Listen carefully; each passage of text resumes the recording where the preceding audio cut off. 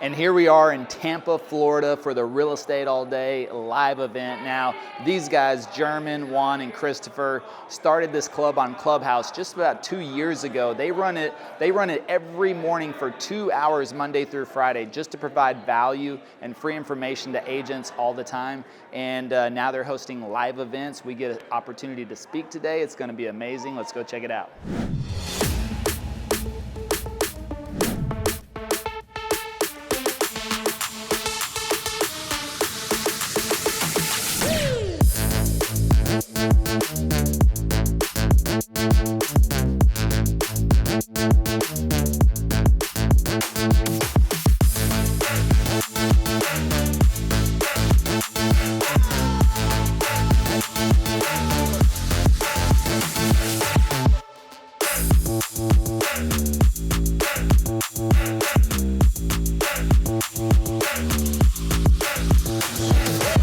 Levi Lascsak.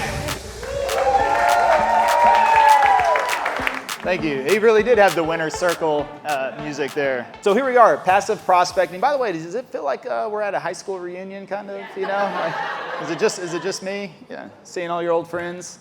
All right, I'll start my timer, so I'll try to stay on time here. So first of all, I always like to give a shout out and a thank you to my business partner, Travis Plum. Yep, thank you. He's here in spirit, of course, and. Here's the deal. You know, it's funny because we've had the opportunity to speak at a lot of events recently, and it just amazes me how all the speakers up there are usually thousands of transactions, billions of dollars in real estate, and then here I come and say, all right, well, here's my numbers, 0. You know, I mean, in 2020, think about this. In 2020, sold 0 homes. And that's got in the business around December. Now, started research before that, but released the first YouTube video on December 5th of 2020. And in Q1 of 2021, sold 0 homes. So that's exactly why you're here listening to us, right? Extensive track record.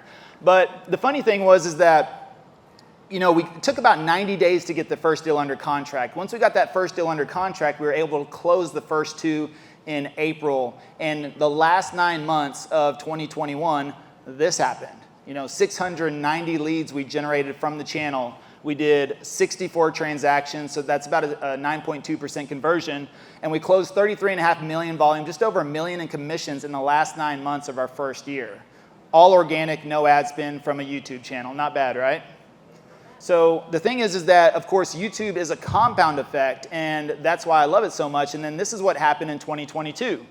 And we ended up generating 1,958 leads over 2022. We averaged 5.4 per day inbound. So think about that. Closed 156 transactions just from YouTube and did about 86.1 million in volume and just at 2.3 million in commissions. Again, organic with no ad spend from a YouTube channel. All right, but it didn't start out that way, all right? Have any of you ever kind of graphed out your life? Have you thought about doing that sometime? You should try it. You should try it. It probably looks a lot like mine, probably full of ups and downs. And if you put it on a graph, you'd be surprised, right? You know, what's interesting is you know, we were talking about decisions earlier, and I thought the definition but Jake was very, very good of decide. I never thought of it that way. I never knew the definition of side, I suppose. So whenever you decide, what that meant to me was that you cut off or you kill off any other option except for the one you chose, right? And so that's what that meant to me. So the thing is that I've got a friend, Michael Reese. A few of you may know him, but he's been trying to get me into real estate for the last 20 years. I dug up this is an old, disposable camera photo. I found this in my shoebox because I still have a couple of shoe boxes, from the early 2000s before everything was completely digitized. And it's funny because I sold gym memberships with Michael Reese at Bally Total Fitness. And he got licensed in 2022. And, I'd just gotten out of the military. It was one of my very first jobs was to sell memberships with him at Bally Total Fitness. Now, I remember the weekend he met Jay Kinder at the lake, and he came back to Bally on a Monday, and he was like, I'm getting into real estate. I was like, okay, good luck, Now, I knew he would always be successful. I just didn't have any desire to be a real estate agent. And then, he actually did talk me into getting licensed in 2004. So it took about 2 years of convincing. So I did get licensed in 2004, but what happened is I had my license for, I think, about literally 1 week, and I was still in the reserves at the time. And in 2004, I got a call from my unit commander, and they said, congratulations, you're getting deployed to Iraq. You've got 4 days, go home, pack your bags, you leave, in 4 days, say your goodbyes. And I was like, oh, okay, that was it. And I was deployed for 18 months. And the thing is that, of course, I let my license expire. Again, after I started to think about it, I was like, I really didn't want to be a real estate agent. Yeah, just let them talk me into it. But the thing is that we're going to talk about, some of these setbacks. I know a lot of people see the success at the surface level right now. What they don't really understand is the backstory. And the thing is that, getting deployed to Iraq in my early 20s, it's a scary situation, first of all. And the thing is, if you look at the top left, starting from there, we're in a C-130. A C-130 essentially is a cargo plane. It's a giant tin can that really ships equipment. But, they start stuffing soldiers in those things. And when we're flying into Baghdad, into a combat zone, there's really no windows on a C-130. So you're just lined up against the walls because there's no middle seats because that's where all the cargo goes. So you're just lined up against the walls, shoulder to shoulder. And when you fly into a combat zone, we fly in a corkscrew pattern to get down there. You think landing right now is bad enough when you fly around? Try flying in a corkscrew in the middle of the night so you don't get shot down the first time you come into country. And so that's your introduction into going into a combat zone.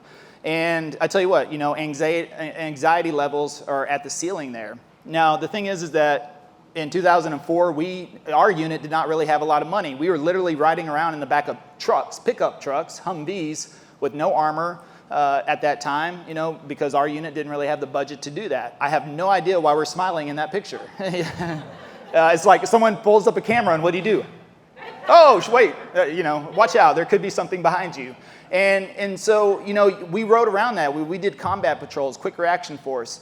And not the best situation to do that in the middle of Baghdad. And then you look at the far right, that picture is not edited or doctored at all whatsoever. That was a 3-day sandstorm, one of the sandstorms that we were stuck in the middle of the country. I took that. It's one of the first recorded selfies, I think, in history right now. And so I took that picture. That's funny. That's what it looked like outside, literally. That photo is not doctored. It was a 3-day sandstorm. And you think going to the beach here in Tampa, you get a little sand in some areas you don't like? Yeah, try whenever it's just flying around in your ears, in your eyes, breathing that in for 3 days at a time. It's not fun. You got to work through that stuff. And we had to conduct some missions and drive around and things like that. And it's just not a situation. So, the point that I'm getting to here is that that was a mental setback, because what happened through there is we lost a couple of our team members as well. And the thing is in Iraq, you don't get days off. You don't get time to feel sorry for yourself. You don't get time to mourn. We worked 7 days a week, every single day. You have to complete the mission. It's mission first. And I think that's why a lot of soldiers really have trouble when they come home, because it's the first time that they stop and they have time to think about things. And that was the same situation for me. But, whenever you lose somebody that you're working with side by side, and then you've got to go back out into that scenario the very next day, it's not the most fun. And you better have your mind right, or else you're not going to make it through that. And it was just something that before I even went over there, I have no idea where I got the idea from, but I just said, whatever I got to do, I have to take it day by day. But the thing is that when you get up in the morning, you have to get up. We were just talking about motion creates emotion.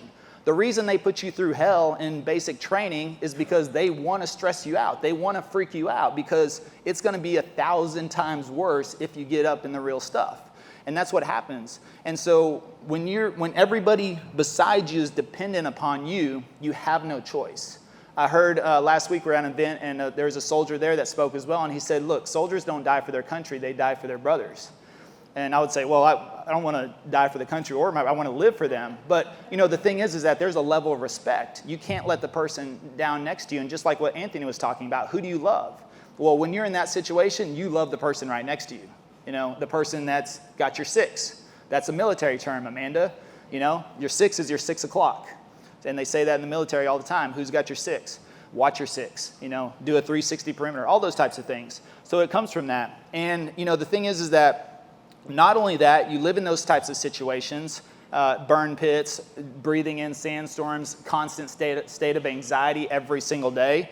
That led into my next setback, which I came home with the digestive disease, was ultimately diagnosed with ulcerative colitis. And you can see there, that is really me. And it even snowballed to even worse, to the point to where I had colitis actually I went about 4 years undiagnosed when I came home because I was a stubborn military guy, right? So I just had these digestive problems that I just fought through for about 4 years until 2009. I was like, I got to go see a doctor. And they diagnosed me, And then 4 years later in 2013, in 1 month, I lost 50 pounds in a single month. And this completely disabled me. I was bedridden. It was the worst 3 months of my life. I would have happily been back in Iraq versus go through this. Every single day for 3 months, I literally thought I would not wake up the next day. I did not think my body could handle any more. It just was at a breaking point that I cannot explain. And the thing is that I couldn't sleep. It was literally bone rubbing on the bed. I mean, I could never get comfortable. It was constant trips to the bathroom, TMI, I know, but the thing is that I went to the hospital multiple times. I went to 4 different GI doctors. They threw the kitchen sink at me, medications, steroids, IV antibiotics, all kinds of things. And to the point to where they told me, let's just cut out your colon. We're going to remove your colon. That will cure you. And that was after 4 GI doctors. And it was literally by God's grace that I found a natural doctor, which I had never even considered in my life. I grew up in Stephenville, Texas. If you're not milking cows or riding bulls, there's not much else to do there.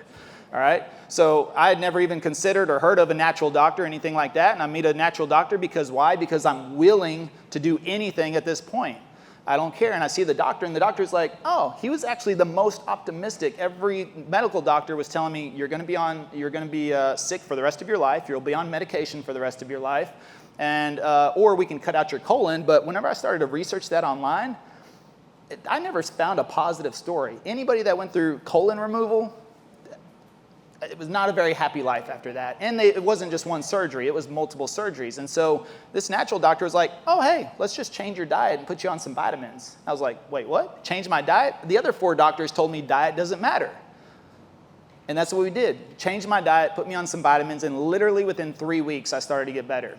And then I started to slowly get back, yeah.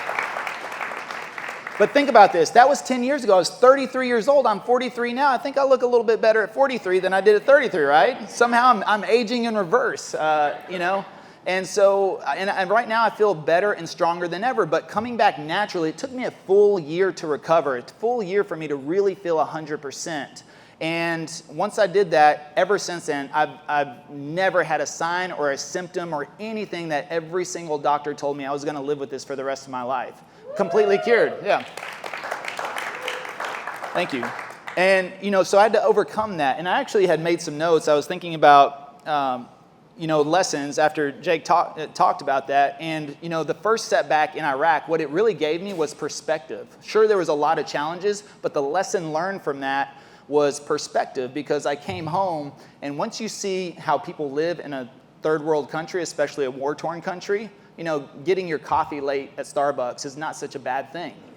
And, especially in a country where there's no trash control, there's no animal control. I mean, you would watch people literally come out and dump their garbage out in the alleyway and it would just pile up, and then packs of dogs, literally 50 wild dogs would come through and scrummage through that and attack. I mean, it was crazy. You come home and you're like, okay, waiting 5 minutes on my coffee is not so bad.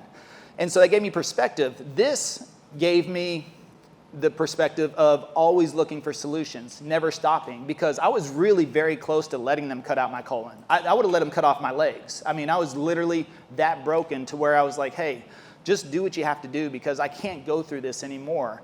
But being open-minded, continually looking for answers, and then trying something that I never even considered before is what really got me to the results that I needed. So after that, what I realized is that I'd never been anywhere in my life. Here I was at 33 years old, nearly, lost my life a few times in Iraq. Now I had a digestive disease, and I had that old small town country boy mentality because my parents had never been anywhere, never traveled, and I realized man, I've never been anywhere in my life, so what do? I go on a travel tear, and I start traveling the world, and some of the best experiences of my life. Now, I did this after about 4 years, 4 years into my recovery journey, because I didn't feel comfortable traveling, because I didn't want, a lot of people get sick when they travel. But after about 4 years, I was feeling really strong and confident, and I thought, you know what? I got to go see the world, because you never know. I don't want to wait until retirement or until I'm 65 to go do the things that I may not get a chance to do, especially based on my own personal experience. And so after that, I went to 24 countries inside of 3 years. Why? Because my business was doing well. I was doing financial services. I was working with teachers, helping them on retirement planning, and that business was booming. I had a teacher schedule and five times the teacher's income, And so I literally would take summers off. I would take 2 weeks off for Christmas. I'd take a week off for Thanksgiving. I mean, if the teachers were off every 4-day weekend you could imagine and holiday, I was like, this is great. And, the funny thing is that 2019 came around, and guess what happened? My friend Michael Reese was coming back to me telling me, hey, you got to get into real estate. And I'm like, why? I'm comfortable. I'm happy. I'm making a ton of money, and I'm traveling the world. I want to be a real estate agent. I don't want to be a real estate. Who wants to be a real estate agent, right? I was like, I don't want to do that. And so I was comfortable, yeah. I mean, literally, that's what I thought, with all respect. And the thing was, I was like, all right. So I went on traveling the world and went to all these different countries and just had the time of my life, until 2020 happened. And we all know what happened in 2020. But it was more than that. A lot of times whenever I tell this story, I leave out this part because there's just not enough time to really explain the true backstory. I typically tell people when my business shut down because of COVID. And that was the truth. The school shut down. So when the school shut down, my access to my clients was shut down. And that's what I did. I met with teachers on campus and helped them with retirement planning. Just like Amanda was talking about the 55-year-old that never even thought about saving money or retiring or something like that. I met with teachers every single day that had no clue how they were going to, retire. And I would simply show them simple math equation based on the years they would left to work, how we got to do that, and work it through that. They were happy as clams, right? So I was having a great time. But then the school shut down. Well, the school shut down, my access to them shut down. But what happened is on April 1st, I got a phone call from my partner. Kind of probably what Anthony, he found out when somebody was stealing money from him. Now, my partner that I'd been with for the last 5 years literally called me, and I have the phone call recorded because for some reason, I've never recorded a phone call in my life. But when he called me, something in my gut told me that it was wrong. And he called me and he said, hey, by the way, I'm assigning all your commissions. By the way, I'd been building residual commissions based on their retirement accounts, right? Because when you set up somebody's retirement account, you can either take a high commission up front or you can defer. You can take a low commission up front and get a much bigger back end especially as their account grows, right? So I was in this for the long haul. So I took smaller commissions up front and knew if I helped them grow their account and build more towards their retirement, that in the end would pay me as well. So I felt like I was also more invested with my clients. Well, the thing is that what I didn't understand, because I trusted this person in the beginning when we designed our contracts, was he left himself one little paragraph that allowed him to basically assign all of his commissions or all of my commissions to him at any point. And so he decided to do that and assign all of my commissions to him that I'd been building up for the last 5 years. I had over 500 clients. I averaged 100 clients a year, new clients. And it absolutely devastated me. It crushed me. I was like, what? How can you do this? I mean, that makes no sense. Now, on top of that, here's what happened. You can't really see this, but these are bank statements. That happened literally on April 1st. What you're going to see right here on the bottom left is on April 2nd, that's a completed wire of $40,000 cash. So on April 1st, I had initiated a $40,000 cash wire. You know why I did that? Well, I'll tell you why. I was having so much fun traveling the world, and also I started to get bored after 5 years, right? And I was like, I got to start investing in other things. So what I did was I met some guys online that were very successful in Amazon stores, and they offered a proposal of, hey, we'll do all the logisticals, everything, we're just looking for investors. You invest the money. I was like, man, that sounds like a pretty good deal. I did my research. did fact-finding everything. I didn't just give people money. I really dug into this, and I felt comfortable enough to do this. And wired out $40,000 that morning. My partner called me that afternoon to tell me he was taking everything away. And that wire completed $40,000. So what happened now is what you're going to see over here is around August, that was in April, August, I wired out another $25,000. And that one is $13,000, then $17,500, and then down in the bottom right is $65,000 towards these Amazon stores. So basically, this is what happened, is April through August, this is what I spent of my own personal cash. $161,000 on Amazon stores. I bought into a $17,000 mentorship and $20,000 in courses. You know why? Because I didn't want to be a real estate agent. Yep. Yeah. Haha, look at me now. Literally, I spent pretty much all of my cash to not be a real estate agent because Michael came to me in 2019 and he knew he was one of the only people I told about what happened in April. And he was like, bro, I got you. Come over to be real estate, And I was just thinking, he's been in the game now for 15, 18 years. And I was like, I don't want to start over, especially with him watching me. I mean, I've done well, but I did not want to start over. And so I started to ask myself, how do I start over without starting over? Those tough questions, right? And so literally I was like, I thought the Amazon stores were really going to be it. But the $20,000 in courses, what I did is I invested those into real estate investing courses, kind of like wholesaling and assignments and all these other things, because I was like, well, if I'm going to get in, I like real estate. I'll always have. I've done my own personal investments and fix and flips and some rentals. So I like the investment side. And I thought, well, if I can get on the investment side, that would be cool versus being an agent. So I bought $20,000 worth of courses, and what I realized, you know what I learned in those courses? Guess how you generate leads? Cold call and door knock and mailers and flyers and everything that a real estate agent does. And I was like, that's how you find your deals. And I was like, well, dang, I don't really want to do that either. So I learned my lesson there. And the funny thing is that that's what I did.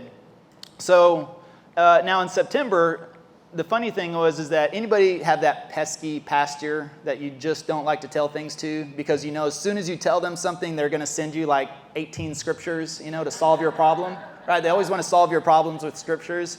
And I was still pissed off at this point. I was still angry, and did not tell anybody, except Michael and my parents, and I didn't blast it out over social media. I didn't whine and cry and complain.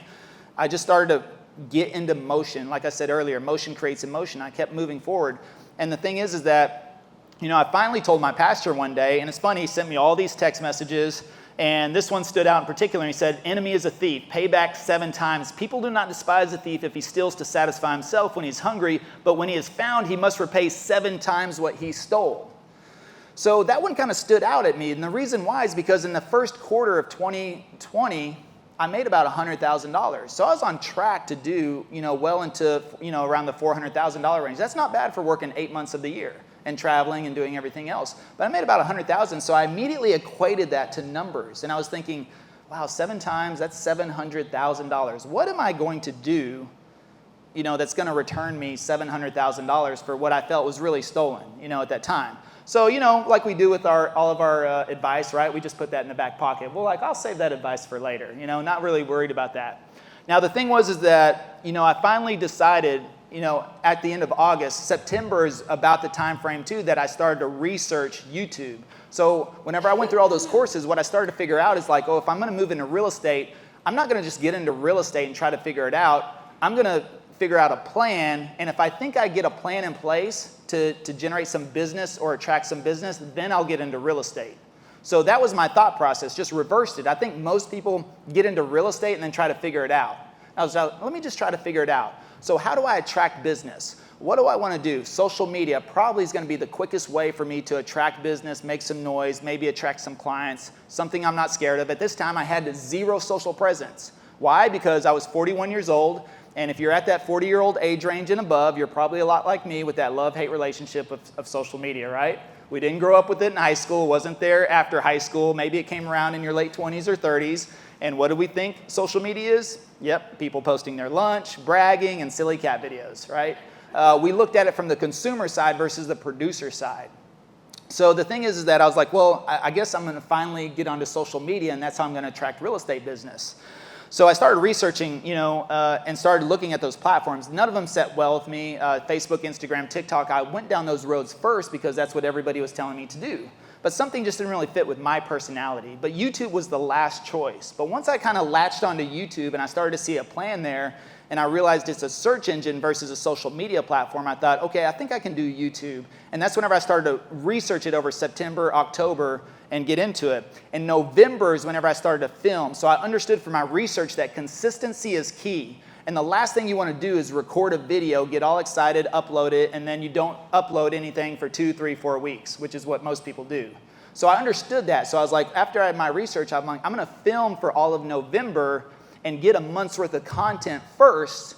That way, whenever I go to publish my first video, I'll already be scheduled out for the entire month of December. And guess what I can do in December? I can start making January's content.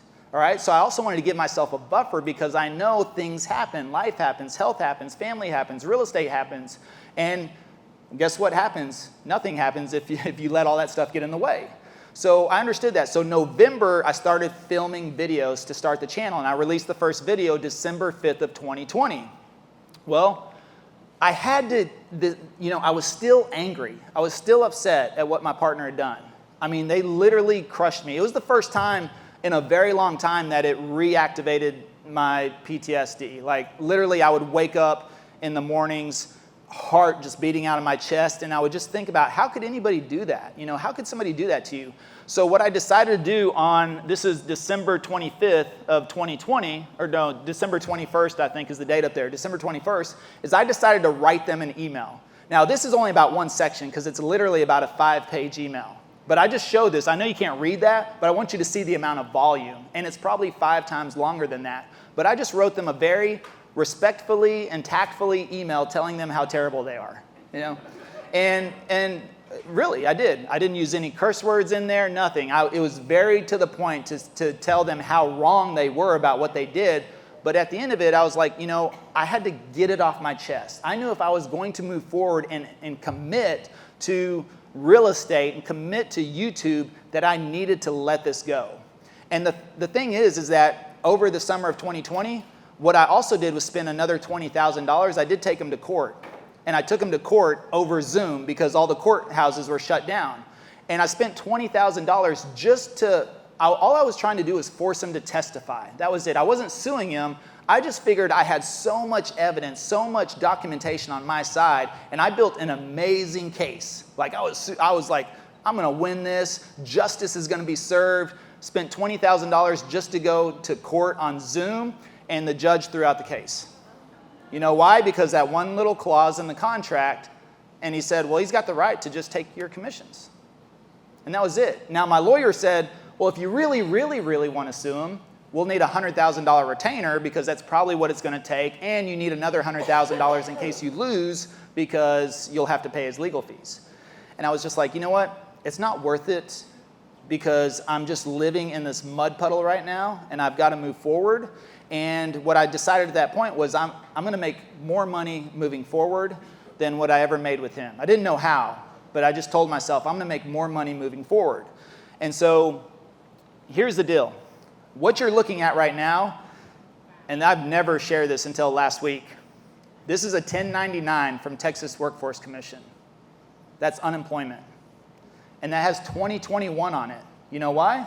Because I started the channel on December 5th of 2020. And I'd spent over $200,000 on Amazon stores and courses and the courthouse. I burned through all my cash. I put all my chips in, everything that I had. And that was all I had in cash, just about $225,000. And I was like, I'm going all in. I'm going to either figure this out or I'm going to move to Belize and sell tacos on the beach, And the thing is when January came around of 2021, I'd run out of cash. And it was the first time, if any of you remember, that the government said, we're going to approve unemployment for 1099 workers. And I just thought, you know what, I don't want to ask anybody. I don't want to ask my parents. I'm not going to ask my friends. I didn't want anybody to know the situation I was in. And I was still making YouTube videos with no return. And the thing was, I was like, you know what, I'm gonna apply for this and just see what happens. And I got approved. Now the thing is you only see $7,600 on there because as soon as I got that first deal under contract in March, I canceled it. But it was just enough, just barely enough to pay. And it only paid like $2,000, I think, over January, February, March. But it was just enough to like pay a few bills, let me scrape by there. And I got those first 2 deals under contract. And I was like, you know what? I'm canceling that because I'm going to move forward and do this thing, right? So that's how close it was. Now, the thing is that in August of 2021, I literally woke up in the middle of the night. This woke me up out of a dead sleep. And it was that text message. Now, what happened is we went to this event, and everybody got COVID at this event. It was like in August 2021, events were starting to come back. We went to this 5,000 person event, and everybody there caught COVID. And it was the first time I caught COVID. Travis caught COVID, and it was the first time that we had to stop because we were running 1,000 miles an hour up to this point, with doing deals and transactions. And literally in the middle of the night, I woke up and that text message came back to me 7 times. You will be repaid 7 times what was stolen from you. And I realized at that point, we had hit 700,000 in GCI pending and closed.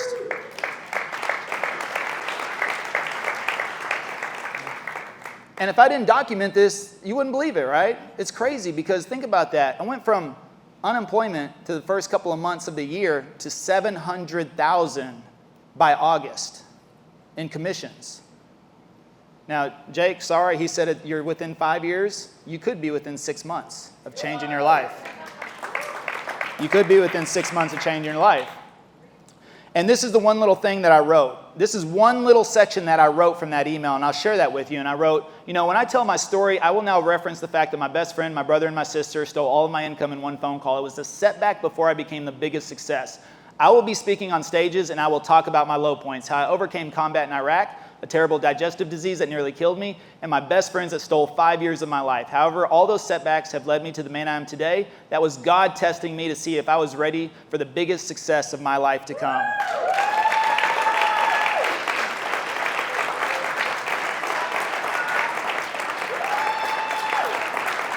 Thank you.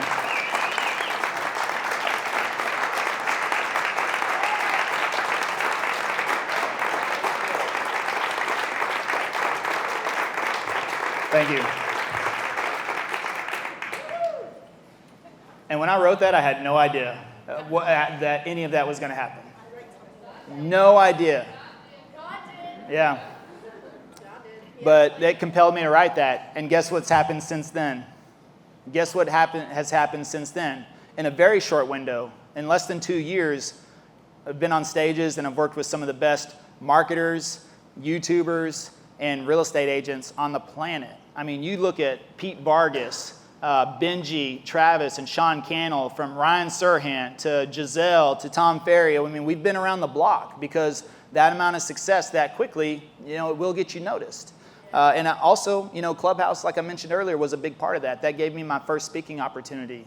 And if I hadn't have been in that room learning and being a student of the game, I would have. And when somebody asked about YouTube, I wouldn't have spoken up. Giselle was the first one one of the ones that heard me speak. And I think Anna was running. I don't know. Were you running? Were you running that charity thing or whatever at the time too? Anna and Justin Conoco.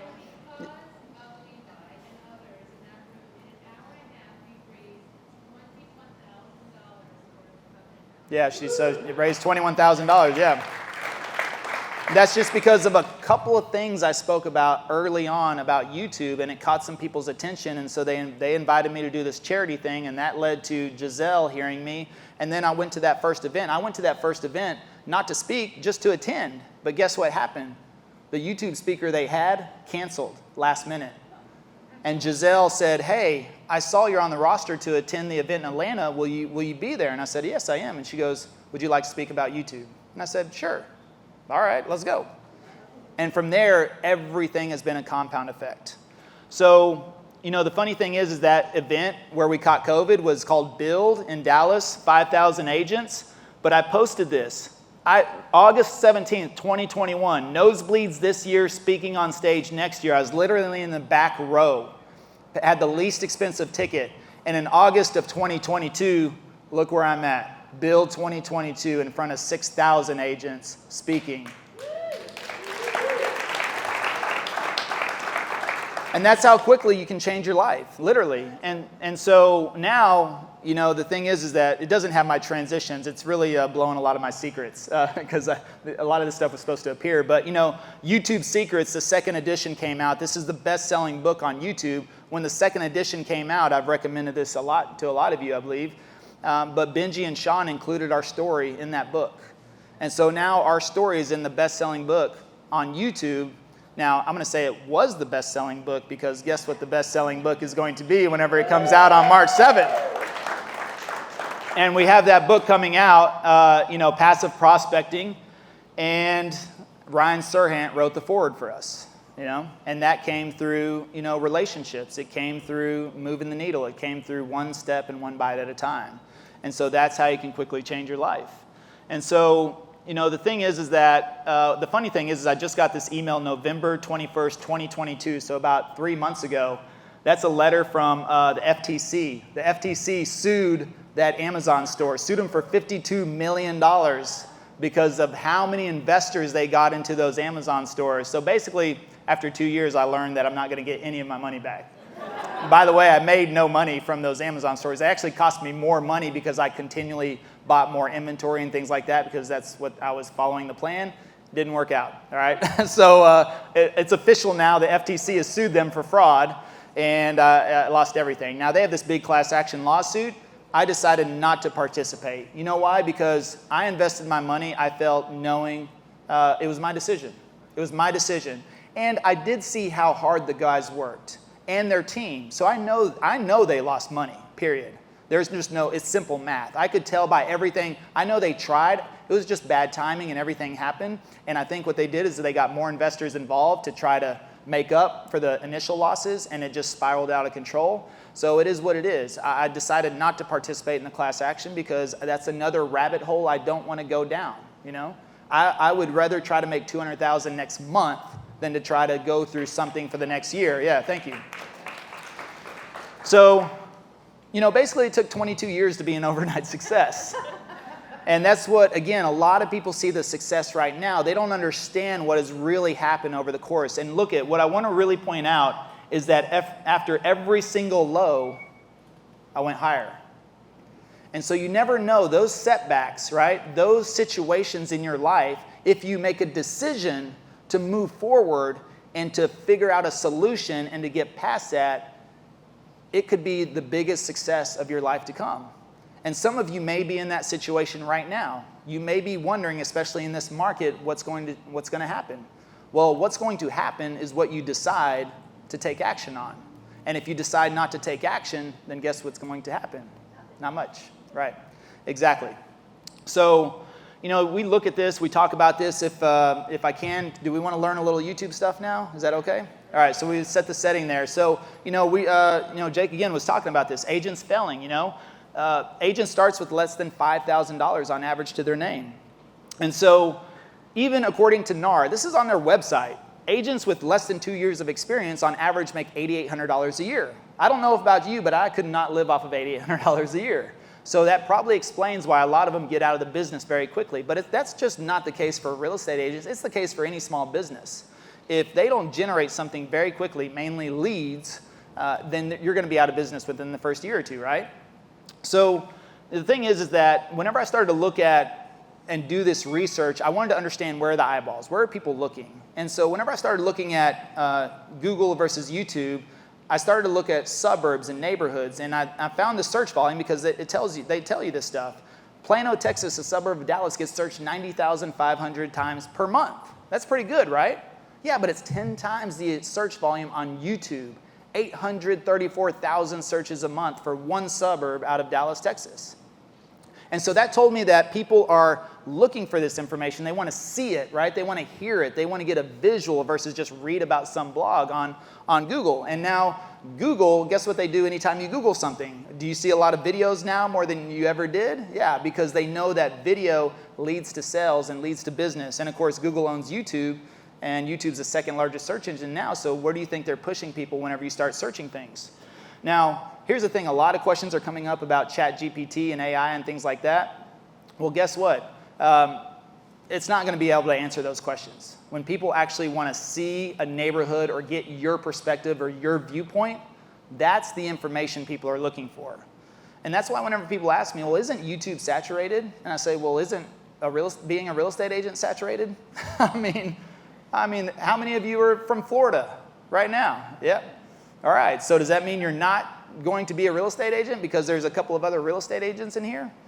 And people think, oh, I saw one agent on YouTube, it's saturated. No, it's not, because guess what? It really comes down to you. So this is where I discovered the principles of passive prospecting. And I think about interruption versus intention. You know, interruption marketing is what we've been exposed to and probably what most of us have conducted as marketing our entire lives. It's just traditional. It's the way it is, right? TV commercials, magazine ads, billboards, cold calling, door knocking, postcards. If you think about that, all of that is interruption marketing. You know why you have to do it over and over and over again? Because it's interrupting people during their day. Nothing wrong with that, and it does work, but you have usually very low conversion rates, right? Now, you could talk to Aaron, one of the best callers in the business. He'll make a lot of calls, right? But you're making 100 calls to try to get 10, 15 people on the phone to try to get 2 or 3 really good, solid conversations out of that. That's effective, but we got to look at the efficiency of that as well, right? Could you be doing something that actually generates something more than that? But here's the key. People say attention spans are dead these days, which is why you're supposed to be a dancing real estate agent on TikTok, And so they say, look, that's what you got to do if you want to be on social media. You got to dance on TikTok, right? Because nobody has an attention span these days. Well, that's not the case. When people are researching and they're intentional, guess what? They have an attention span. If you need dog food because you run out of dog food, you don't just say, well, I'm going to wait for a postcard to come in the mail to convince me to go buy dog food. No, you're like, well, I don't want Fluffy to die, so I'm going to buy dog food, right? I'm going to go to the store, or I'm going to go on Amazon and search it and buy it. I'm intentional now. I need zero marketing or advertising when I have an intention to buy something, right? I just go out and do it. Well, people are intentional about real estate. It's just, are you going to be the person that's in front of them when they're intentional? That's why postcards take so much. That's why it's a good business, but it puts a lot of people out of business because it takes 3 to 6 months, maybe 8 or 9 sometimes, just for a postcard campaign to really turn out some business. And guess what that costs you up front? Thousands and thousands of dollars. But guess what? People get that postcard, they're not in the market, they're not in the market, they're not in the market until one day they are, and then that's the person you're looking for. But with YouTube, people are going on there because they're intentional. They're searching, and we see this in the view durations because look at 55% of our traffic comes from TV, computers, and tablets. Those are research devices. But look at that, 30% of our traffic comes from TV. That means people are sitting on their couch or maybe even laying in bed watching our videos. Think about how powerful that is. And look at the view durations, 9 minutes and 39 seconds on TV.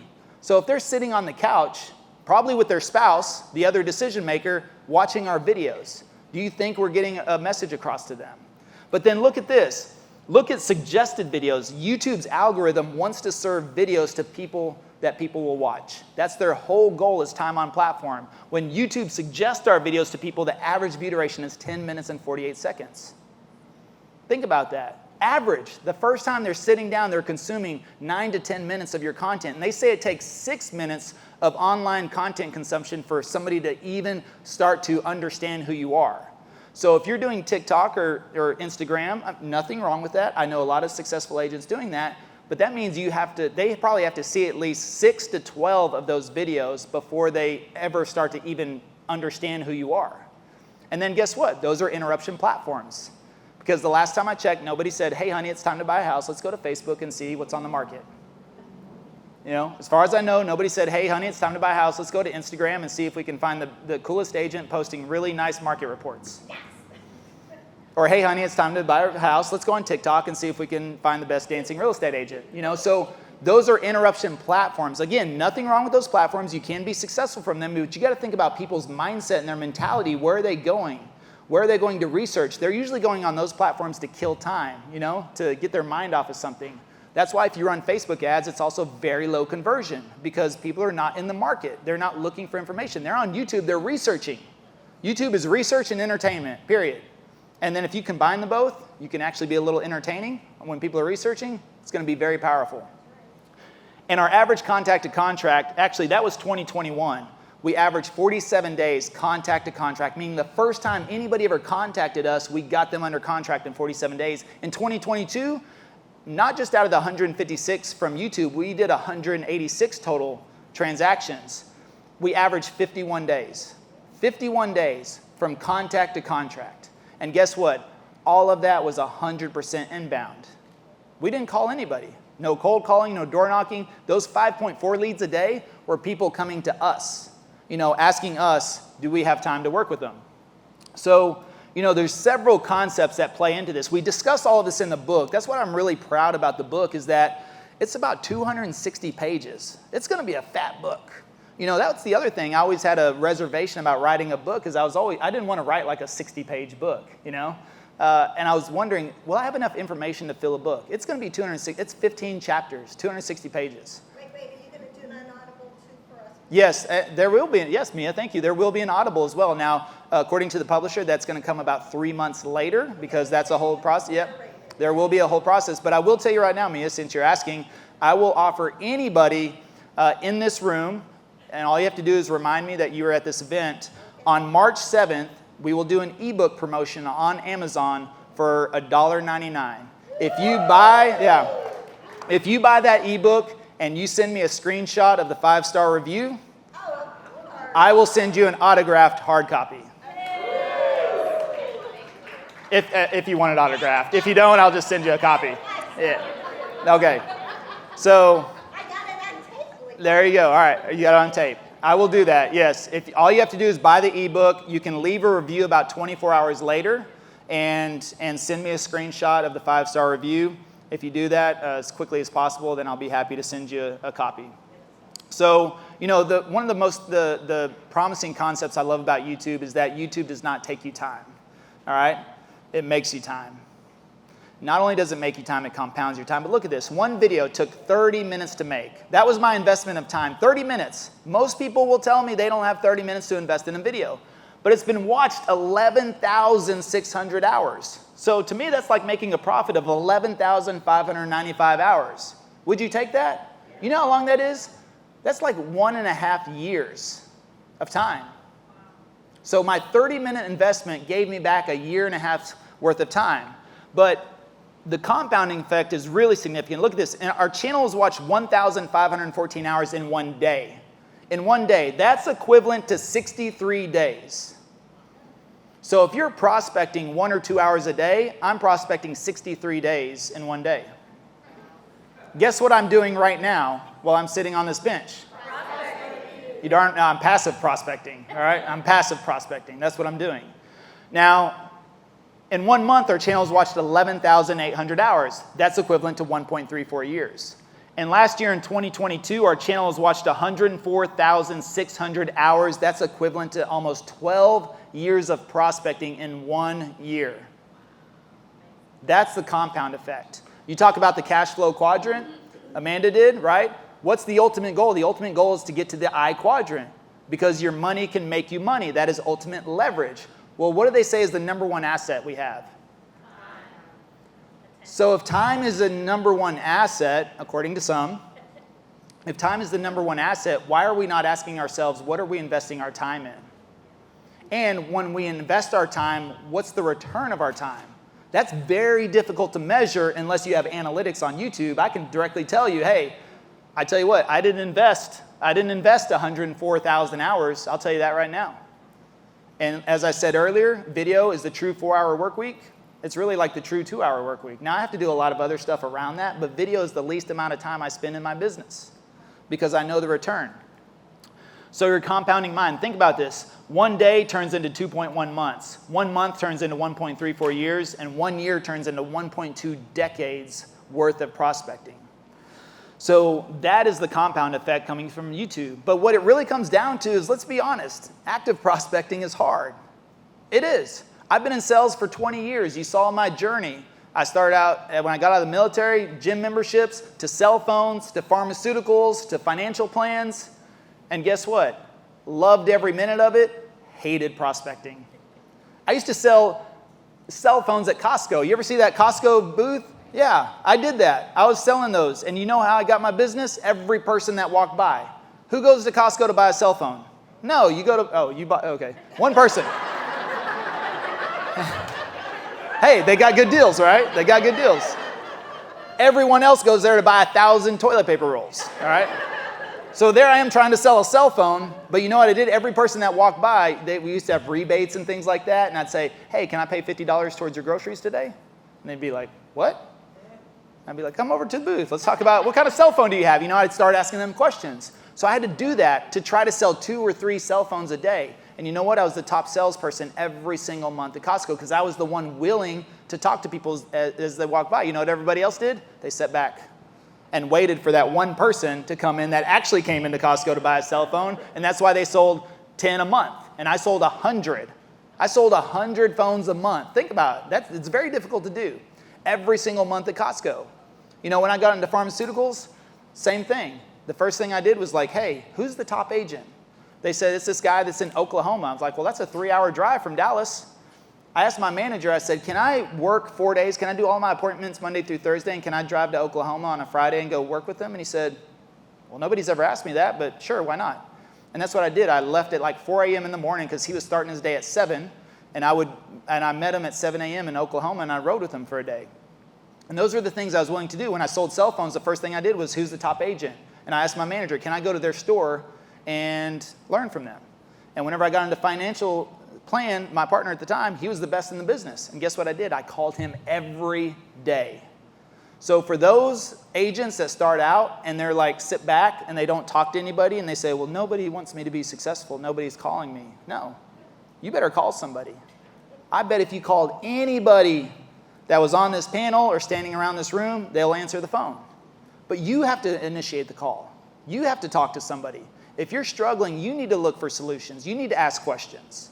You need to figure it out, okay? And I think anybody is willing, I know in this room, to help you. Hell, they're on a call 2 hours every morning for free to do that. Yeah.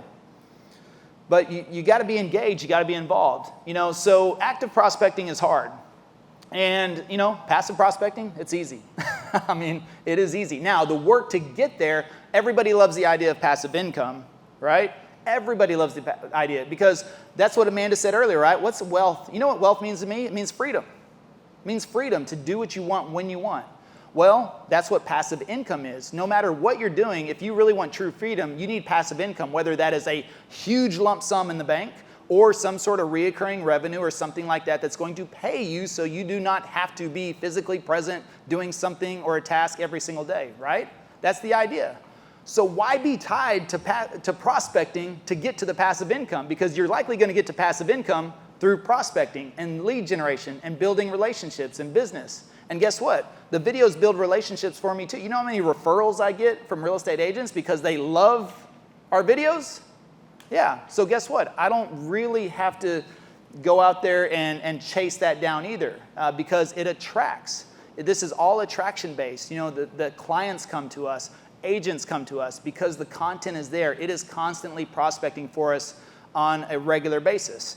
And that's why we've been able to attract, you know, a lot of people through there. So, you know, what I show you here is in the emails we get every single day. Look at that. That's just 4 emails that we would get regularly like this. Now, when's the last time somebody emailed you and wrote out their whole story? You know, and that's what I want you to see, the amount of information that's on there. That's a cold email to us. I don't know these people. They emailed me and they said, hey, we would like to check with you if you'd be able to help us find a home, right? They're checking with me. They want to know, are you too busy? Can you help us? Please, please, please pick me. You know, hey, I look forward to working with you. Thank you for your time. I look forward to hearing from you. If you have some time to talk about this, feel free to give me a call. They're like waiting. That's just the emails. The text and the phone calls are even better than that. So that's the opportunity at hand. And it happens the same way with agents that want to work with us as well. They reach out and they say, hey, love your content and want to know, can you help me out? I've got a question. I get asked questions all the time about YouTube. People are curious. And so they want to know. And then that leads into questions about production and other things that we're doing, systems and processes. And so that's what leads to all of that. And so we've been able to help people do this all over the place. And we have a BHAG as well. But let me share with you, to close out, really some really key things. There's very key things. All of this was very intentional, very strategic. And what happened is that if you look at the channel, everything is there for a reason. I understood this whenever I started the channel and did that research for about 60 days. And one thing I love to say is that you can hyper-learn any subject in 60 days. Because guess what? The information is out there. You just have to dig it up and dig into it. But I believe if you want to be the best postcard marketer on the planet right now, if you actually studied postcard marketing, which guess what? There's books. I was on a Zoom the other day, and I did this just as an experiment. I pulled up Amazon and typed in FSBOs, literally FSBO. You know what popped up? 30 books on FSBOs. How to sell FSBOs. You want to be the best FSBO marketer on the planet? Buy 10, 20, 30 of those books. Buy them all. Download the audibles. Go onto YouTube. Guess what? You can type in FSBO on YouTube as well. Guess what you're going to get? A bunch of people teach. And guess what? If you study just FSBOs over the next 30 to 60 days, I promise you, you'd be better than probably everybody other than Aaron in this. Are you the FSBO queen, Mia? Are you? Oh, okay. Yeah. So that's the thing that's the thing though. You know what most agents will do is they'll pick up the phone and call a FSBO, which that's very admirable. I believe in taking action. But I also believe if you just stop for a second, build a plan, do a little research, you're going to have a better understanding of what to say and how to navigate that conversation a lot better than just picking up the phone. Yes, you could learn that eventually, but how many times have you heard people say, man, it took me 5, 6, 7 years to figure this out? That's because they're action takers, but they took action and they just, worked through it and they persevered through that. But I'm saying, don't do that. There's so much information out there. People have laid out the blueprint on everything. So just stop. Put a little research time in the front end, not analysis paralysis. Just like Jamie said, don't get stuck in the analysis paralysis. You don't do that because you can overstudy, or sometimes you study for a year, right? Don't do that. But literally, as you start to study that, you start to build a plan. That's what's going to lead you to do what you want to do. And this is what I want you to ask yourself right now. I believe there's really 4 types of people out there. There's people persons, right? Is that a word, people persons? People. There's people. There's readers and writers. There's video, and there's phone call people. So what are you? Now, I may make YouTube look cool, but video may not be your thing. Maybe you're the person that likes to cold call because you never see the person. What if you're the person that is a people person? So maybe open houses or networking events is more your thing. Well, take open houses. Study open houses over the next 60 days. I promise you there's probably 20 books on Amazon. There's some Audible books. There's YouTube videos. And study open houses. And you could literally, I believe, be the best open house agent over 99.9% of the agents because you just took the time to study open houses versus just to go do an open house. And anybody can open a house and sit in there, and guess what you do? You sit back and you're like, well, this sucks. This is boring. Except for Anthony. Anthony's going, I love my kids. I love my kids. I love my kids. Right? Yeah, he's like, I love them. But I'm sure Anthony, when he does an open house, he has a plan, probably a very strategic plan. We've got a plan for our open houses. To do his YouTube. We've been packing open houses. One of our agents got 2 listings from an open house because we set up a plan in place for our team. Whenever we get a new listing now, there's a plan to do that open house, to drive specific traffic, to do from the signage to running Facebook ads to drive traffic to that open house, to circle or door knocking, things like that. Got 2 listings, and they got 4 or 5 buyers. And if you need business right now today, go do an open house. Guess what? I promise you'll find 2 or 3 people that are in the market unrepresented, and you can help them out. So. Those are the things. Now on the channel, this is the thing. We tell people what they're getting as soon as we get it. Learn about living in Dallas, Texas. Why do we say that? Because people are researching. They want to know what it's like. It doesn't say Levi and Travis, Dallas, Texas real estate agents. Call us if you want to buy, sell, or invest. Because why? To me, that's a premature sales pitch. We haven't earned their business yet. We're trying to capture people in the research phase, and that's what we do. We capture people in the research phase before they've ever decided to hire a real estate agent. Does that make sense?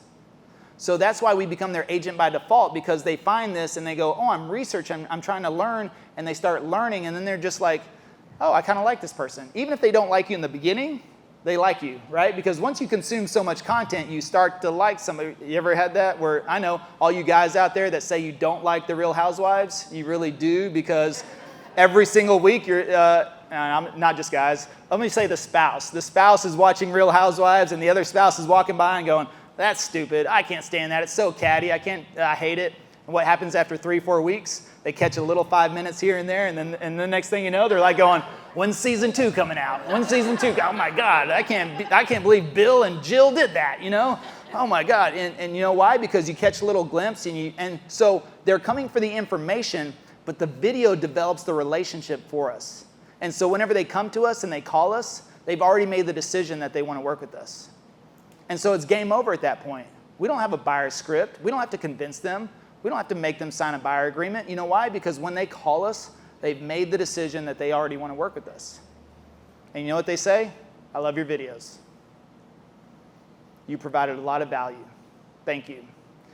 And with that, be intentional, be strategic, decide, take action, and repeat, and you will be successful. Thank you.